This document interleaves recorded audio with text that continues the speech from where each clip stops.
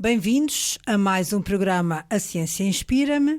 Este é um programa que é gravado aqui na Rádio Belém, na Rádio Freguesia de Belém, a quem nós desde já agradecemos muito acolher-nos.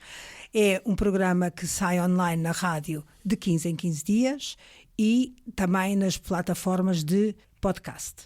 Eu sou Ana Costa Freitas, sou presidente da Amonet, o programa é da autoria da Amonet e nós pretendemos com este programa sobre a ciência, temos sempre tido conversas com cientistas, pessoas para quem a ciência impactou de alguma forma na sua vida e temos tentado dar a conhecer às pessoas o interesse da ciência, como a ciência está por trás da nossa vida de todos os dias. E como a ciência tem contribuído para a sustentabilidade do planeta, como a ciência devia contribuir para a tomada de decisões políticas, deveriam ser baseadas em evidência científica, temos focado muito nisso, temos tido convidados de várias áreas da ciência e hoje temos connosco João Guerreiro, que é geógrafo, fez o seu doutoramento em Ciências Económicas na área de Economia Agrária, tem um percurso científico, obviamente, mas foi professor catedrático aposentado da Universidade do Algarve, onde foi reitor durante 8 anos. Da Universidade do Algarve, como reitor, quando saiu da reitoria, foi presidente da Comissão Nacional de Acesso ao Ensino Superior, de onde transitou para a Agência de Avaliação e Acreditação do Ensino Superior, onde esteve durante 5 anos. É, portanto, hoje um programa ligeiramente diferente, porque eu gostaria mais de falar sobre a ligação entre ciência e academia. Como nós todos sabemos, a ciência em Portugal é financiada por um financiamento competitivo, numa agência que costuma fazer o financiamento, que é a FCT, que agora com a nova reforma vai ser extinta e vai ser fundida com a Agência Nacional de Inovação. Mas, portanto, como eu ia dizendo, a ciência é uma ciência com financiamento competitivo e que impacta muito no funcionamento das instituições de ensino superior também. E, portanto, as instituições de ensino superior, em teoria, os docentes universitários têm que fazer, em teoria e na prática, diria eu, têm que fazer ciência.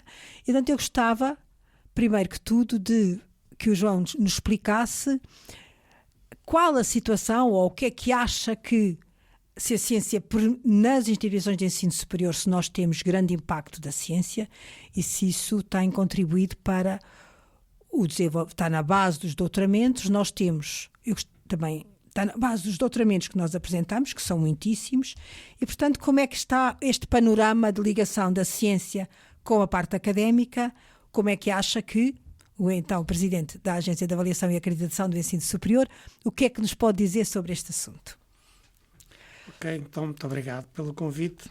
É realmente um assunto interessantíssimo, a relação entre o ensino superior e a ciência. Todos nós sabemos, e cada vez mais, que não há qualidade de ensino no patamar superior se não houver boa investigação científica que esteja associada a esse ensino e que, no fim ao cabo, fertilize este ensino. E, portanto, sem investigação científica, as instituições ou os docentes que têm a responsabilidade do ensino, provavelmente restringem-se a repetir algumas...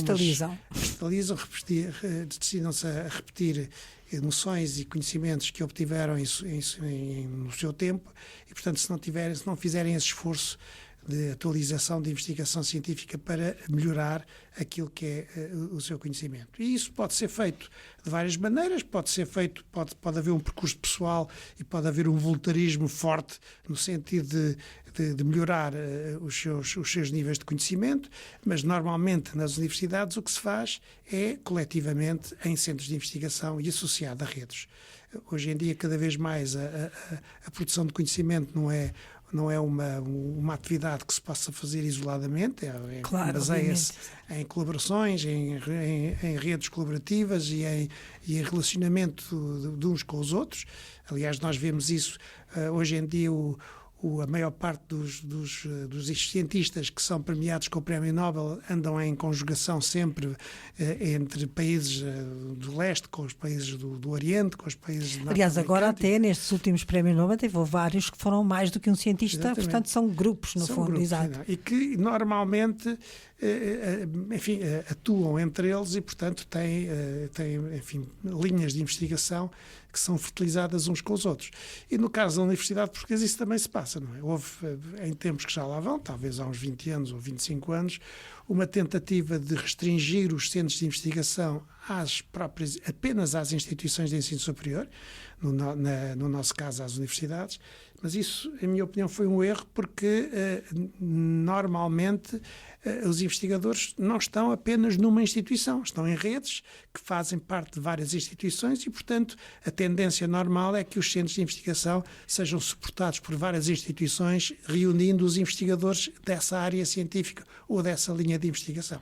Isso aconteceu, enfim, teve o seu percurso nos últimos anos de forma positiva, com um elemento adicional que é muito interessante, que foi a entrada neste domínio dos institutos politécnicos, porque até há pouco tempo os institutos politécnicos não tinham não desenvolviam atividades fortes no domínio da investigação, passaram a desenvolver, porque também quiseram outorgar programas de doutoramento, graus de doutoramento, e, portanto, tudo isso obrigava a ter centros de investigação, e houve, da parte de alguns deles, não todos, enfim, há grandes diferenças, como também há nas universidades, mas na componente politécnica as diferenças são maiores, há grandes diferenças, mas, enfim, evoluíram também nesse sentido, e hoje em dia pode dizer que há grandes núcleos de investigação, de produção de ciência, espalhados pelo país, normalmente associando várias instituições de ensino superior,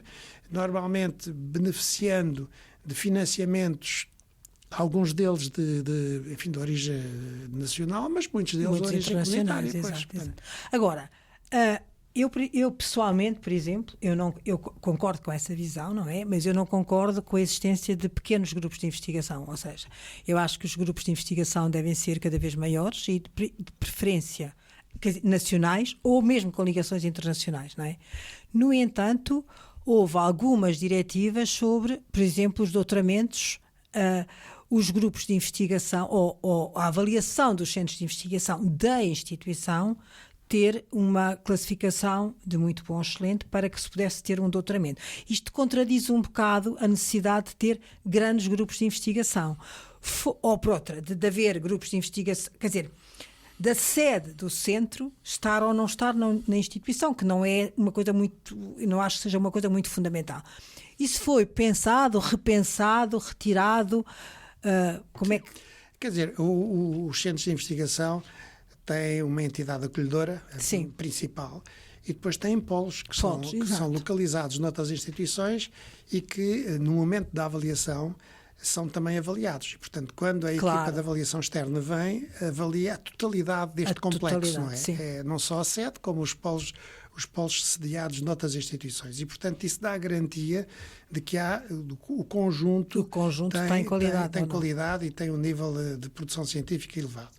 O que aconteceu em alguns casos é que o número de investigadores que foram integrados no centro de investigação eram poucos. Excedeu. Não, estava ao contrário, excedeu um número, enfim, atingiu um número excessivo. Há centros de investigação hoje em dia com 700 e 800 investigadores e, portanto, as linhas de investigação diluem-se dentro desta... enfim, na verdade, há que restringir provavelmente a dimensão dos centros de investigação, mas nem tanto ao mar nem tanto à terra, não é? Portanto, os núcleos pequenos têm dificuldade, porque hoje em dia, enfim, um núcleo muito pequeno não consegue ter êxito na investigação científica.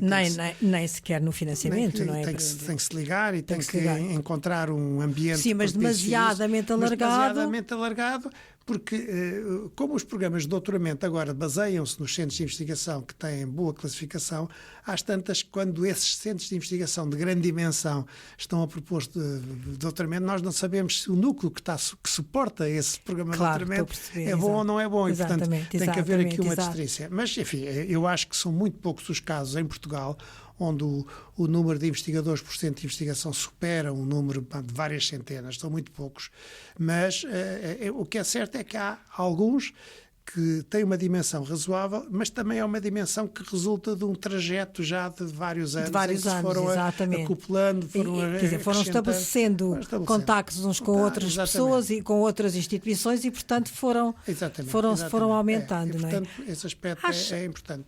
Acha que... há uma coisa que me faz... que tenho sempre a mesma dúvida em relação quer à investigação, quer ao ensino superior, que é, eu acho que não há propriamente uma estratégia nacional, nem para uma coisa nem para outra. Ou seja, a investigação e, considerando a autonomia dos investigadores, tudo é financiado, portanto nós temos financiamento. O financiamento é baixo, porque cada vez há mais pessoas a candidatarem-se, não é? Mas é em todas as áreas científicas, normalmente, não é? Portanto, não há fundamental e aplicada, não há áreas científicas prioritárias, é em todas as áreas científicas todos os anos. Ao mesmo tempo, temos completa liberdade de novos cursos que são, todos os anos, novos cursos que são propostos à agência também.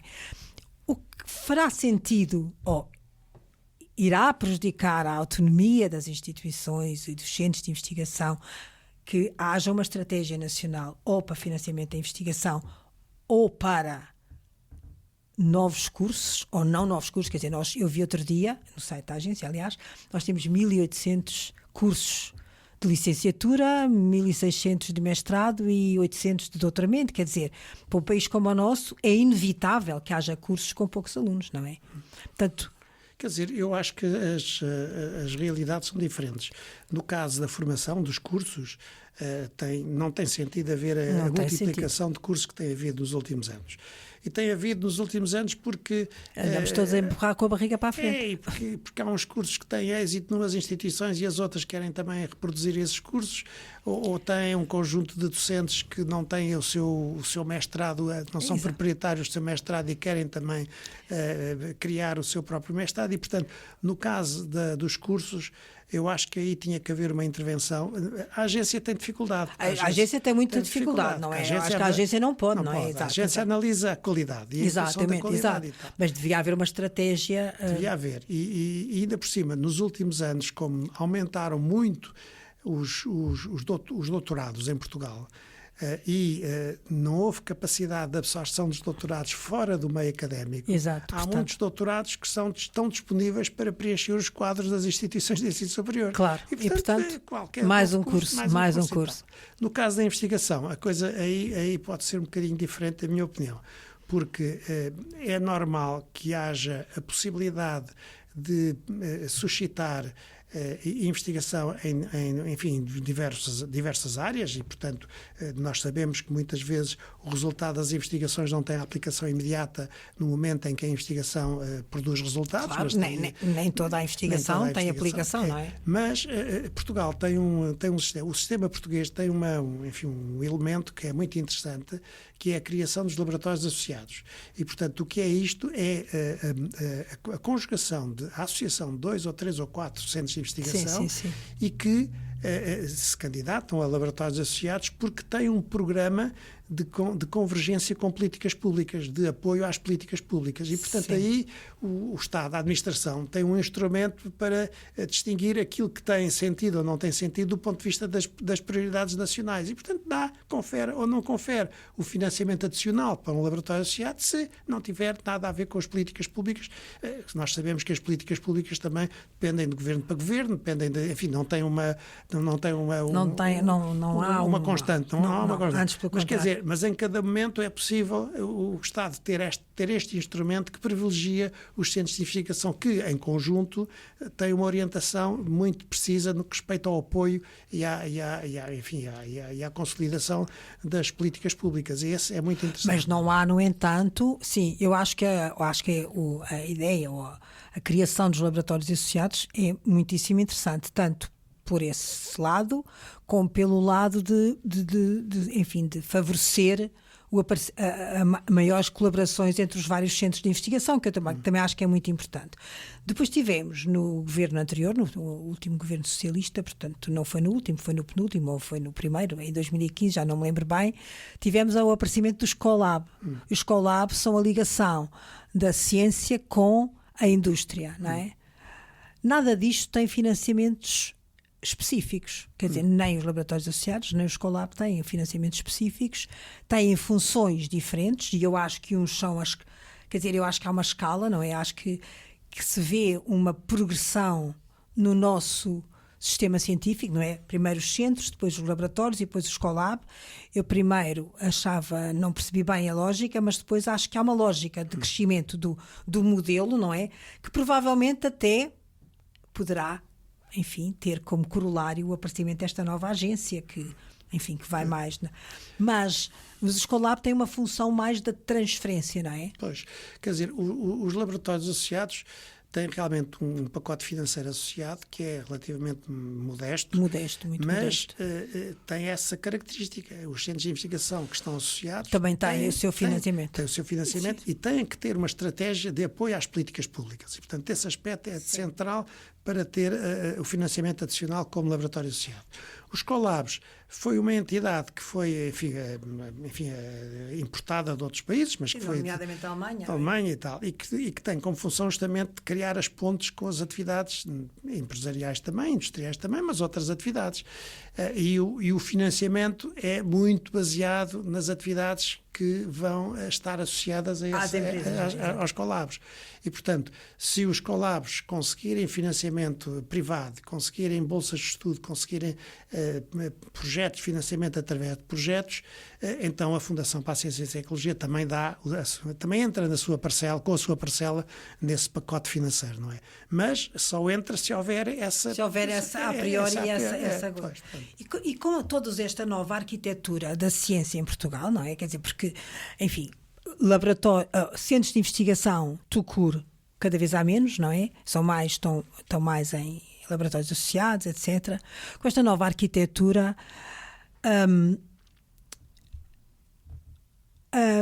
os centros de investigação e a sua ligação às universidades, eu não sei, quer dizer, é assim, as universidades, na realidade, pagam os centros de investigação, não é? Mas não recebem dinheiro. Ou para os centros de investigação é que recebem o dinheiro. Portanto, há aqui uma dualidade no cruzamento entre investigação e academia, não é? Não, mas Quer dizer, quando eu digo pagam. Não pagam os ordenados, pagam a luz, pagam a água. Em alguns casos não pagam isso, mas noutros pagam, não é? E ficam só com uma parte de overheads e mesmo assim toda a gente refila com os overheads com que se fica, não é? Pois, quer dizer, o figurino é diferente de instituição para instituição, de centro para centro. O que tem que existir é a iniciativa de um centro tem que ter uma instituição por trás sempre, não é? Uma instituição de ensino superior por trás. E, portanto, tem que dar o seu acordo no modelo, na possibilidade de afetar os docentes àquela atividade e também tem os seus benefícios, são overheads ou são... Sim, claro, obviamente, sim, tem que ter, exatamente. Portanto, que quando se estruturou esta nova, enfim, não é uma nova, mas ficou mais claro neste último concurso, dos polos dos centros de investigação, só foram admitidos polos se também a instituição onde esses polos estavam sediados tivesse um compromisso institucional com o centro de investigação que estava a surgir. Pô. E, portanto, tudo isso leva a que não há grande margem, digamos, para floreados, para centros de investigação que tenham o seu orçamento e que não queiram nada a ter, que não queiram cortar com a instituição, e cada vez mais são aspectos centrais também da atividade da instituição, que tem, enfim, vai beneficiar porque os seus docentes estão nesses centros de investigação. Sim, claro, e estão a fazer investigação e, portanto, isso faz parte da formação de um docente, não é?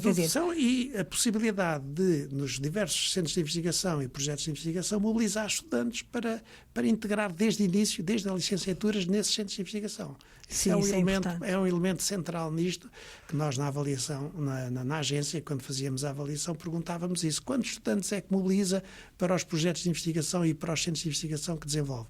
E isso é fundamental, porque é a forma de incorporar logo estudantes, a partir do momento em que entram na universidade, de outras atividades que não só de ensino. Atividades de investigação, mas também até atividades de relacionamento com a comunidade e de outro tipo de voluntariado, por exemplo. Isso não pode ser considerado uma endogamia? Não, porque quer dizer, a endogamia é que depois, se o percurso se fizer todo.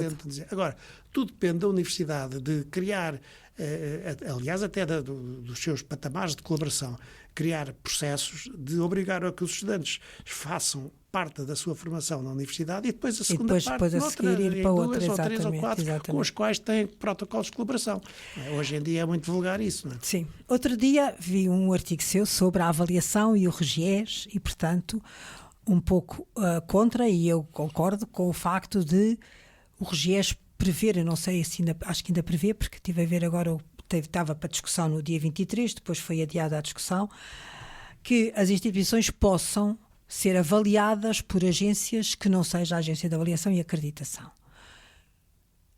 Eu acho que não é... A minha opinião é contrária a esta, mas em todo caso gostava de, tendo estado 5 anos à frente da agência, não é? Saber qual é que era a opinião, quais os prós e os contras disto acontecer. Pois, enfim, essa possibilidade que está em discussão na Assembleia da República, não sabemos se será aprovada, se não. Foi uma possibilidade colocada em cima da mesa, não para as instituições, mas para os cursos. E, portanto, aquilo que é a proposta do Governo é que as instituições continuem a ser avaliadas pela agência, sim, os cursos é que não. Sim. E, portanto, é uma alteração à lei de financiamento do ensino superior, ao regime jurídico da avaliação do género.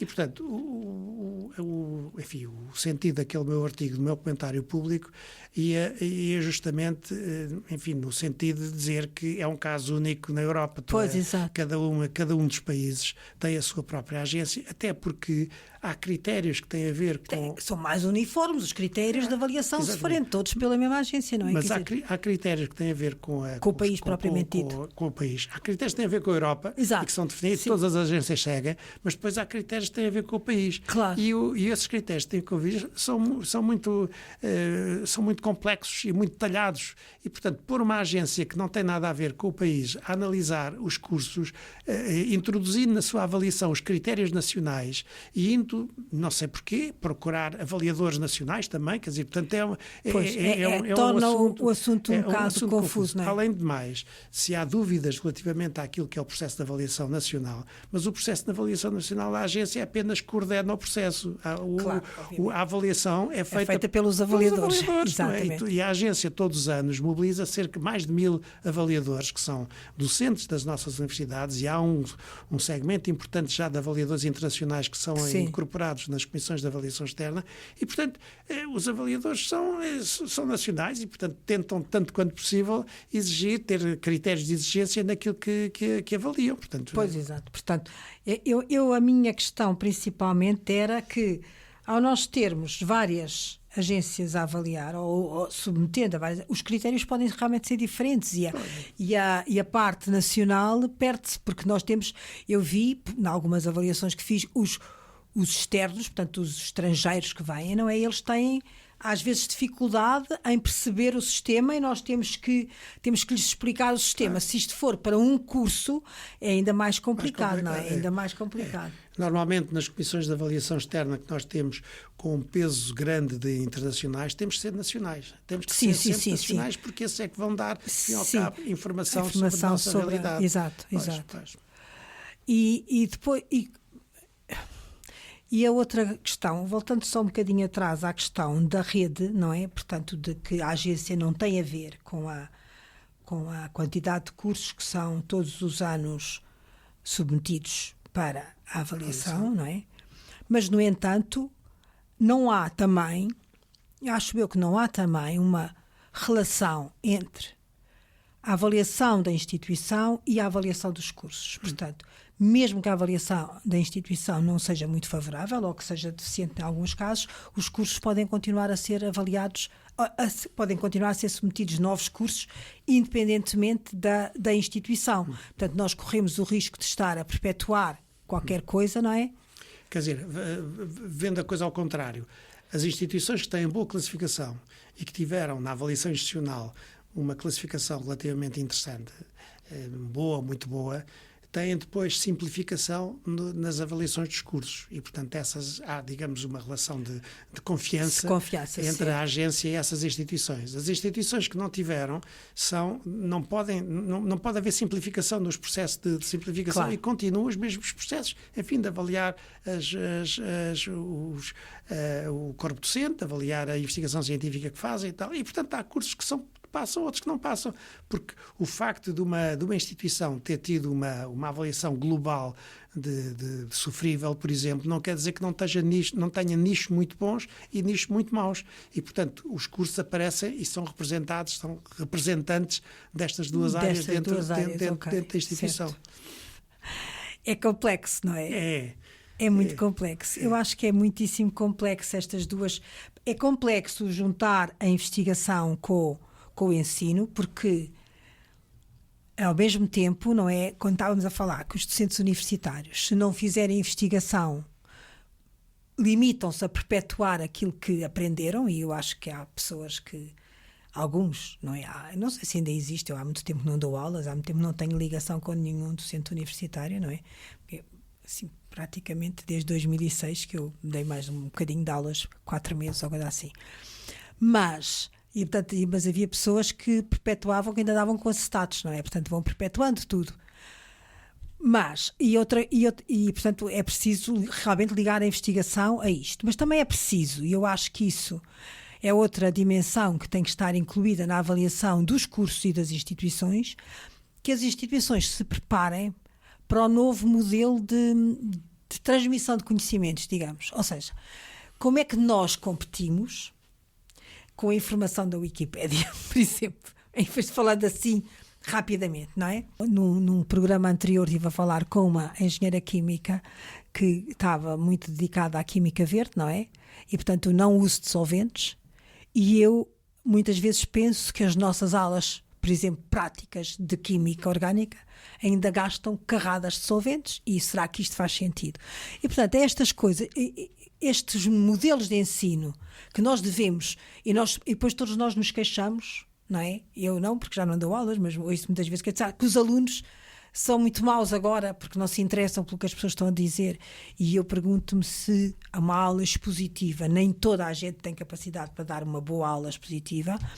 Por outro lado, nós às vezes limitamos-nos a transmitir conhecimentos que eles vão buscar à net com toda a facilidade. E, portanto, o que é que, na opinião de alguém que esteve à frente de uma agência de avaliação e acreditação do ensino superior, acha que é o passo seguinte da transmissão de conhecimentos? Eu, por exemplo, só para dar mais um exemplo, eu acho que com o Covid, e o Covid marcou-me muito enquanto reitora, marcou-me imensíssimo, foi um período muito difícil, mas os alunos que vieram no pós-Covid, quase como dizer tudo o que vocês sabiam sobre alunos, esqueçam, porque estes são diferentes, eram completamente diferentes, não é? E, portanto, eles vão mudando muito. E nós, não sei se temos acompanhado esta mudança, ou como é que nós acompanhamos esta mudança, não é? O que é que acha que a agência pode pedir mais, não é? Nas avaliações? Ou o que é que acha que as instituições devem mais fazer? Porque nós não podemos continuar a dizer que os alunos é que não se interessam, porque se calhar somos nós que não os interessamos. Quer dizer, nós a agência, enfim, eu agora já não estou ligado à agência, mas pronto. Mas logo do início, talvez mas sim, havia um plano estratégico, não havia? Exatamente. 3, 4 anos, nós dinamizámos uma discussão junto das instituições sobre inovação pedagógica. Exato. E, portanto, esse aspecto, justamente porque viu o Covid-19, tudo aquilo que aconteceu, teve consequências desastrosas ao nível até da convivialidade dos alunos. Tudo isso, os alunos deixaram de... Quer dizer, e, portanto, socialmente eram outros, não é? E, portanto, lançámos um debate, enfim, até pedimos a colegas nossos que fizessem um texto sobre isso, vários textos que foram depois discutidos com as instituições, e introduzimos nos critérios de avaliação dos cursos quais eram as inovações que ele tinha introduzido em áreas de inovação pedagógica. E isso é fundamental, porque é fundamental para alterar os processos pedagógicos. É claro que as instituições é que têm autonomia para fazer isso e deviam ter em atenção aquilo que se passa dentro. Enfim, elas têm um grande instrumento, que é a avaliação dos docentes, e, portanto, na avaliação dos docentes, este capítulo dos métodos pedagógicos utilizados... da inovação pedagógica deve ser importante. Sim. Eu noto que nos concursos existentes, talvez até há 10 anos, a parte nos concursos para professores, na carreira docente, a componente principal que era valorizada era a investigação. Exato. Mas agora deixou de ser. E na parte pedagógica, na altura, os docentes diziam, eu produzi não sei quantos acetatos e fiz não sei quê, não sei quantas horas de aula e tal. Agora não. Portanto, a componente pedagógica agora é muito mais ilustrada, muito mais, enfim, está muito mais documentada. Mas numa fase de completa transição, não é? Exato. Pois, mas quer dizer, isto está a evoluir. Tem que evoluir, eu acho que está a evoluir, sim. E, portanto, esses aspectos da inovação pedagógica e do papel que as instituições podem ter na difusão e na formação, no fim e ao cabo, é a formação dos docentes. Claro. Os docentes não sabem, não nascem com os... nós estamos... A pessoa faz como viu fazer, não é? Havia sempre aquela coisa, quem consegue ter o grau de doutor, pronto, está vacinado e pode fazer tudo aquilo até ao fim da vida. Não é verdade. A pessoa tem que aprender como é que pode interessar os estudantes, como é que pode organizar as suas matérias, que estão todas elas específicas, são mais ligadas às ciências exatas, mais ligadas às ciências sociais, mais ligadas às humanidades. Portanto, tudo isso obriga a métodos pedagógicos completamente diferentes e específicos. E, portanto, isso é um domínio muito interessante. Eu acho que é o domínio principal hoje em dia do ensino superior. Tem que ser desenvolvido. Portanto, a agência fez o seu contributo, incluímos nas avaliações dos cursos critérios relativamente a isso, o que é que faz, o que é que não faz, como é que faz, de que maneira é que mobiliza os estudantes e tal, e portanto isso também é um elemento interessante e pronto, portanto isto é um processo que vai evoluindo, não é? Vai evoluindo. Exato. Pronto, acho que chegámos ao fim deste programa. Agradeço muito esta conversa. Eu é que agradeço. Não, foi muito bom, muito agradável. Okay. Sim, é sempre esclarecedor e foi um programa diferente porque eu acho que é preciso esta ligação entre a docência e a investigação e eu acho que isso que é muitíssimo importante.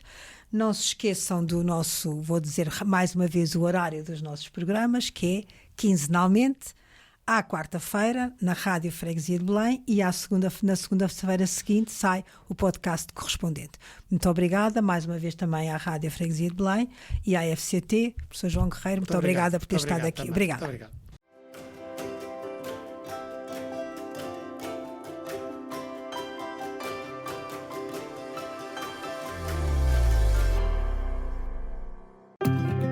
Rádio Freguesia de Belém. A sua voz, aqui, para o mundo.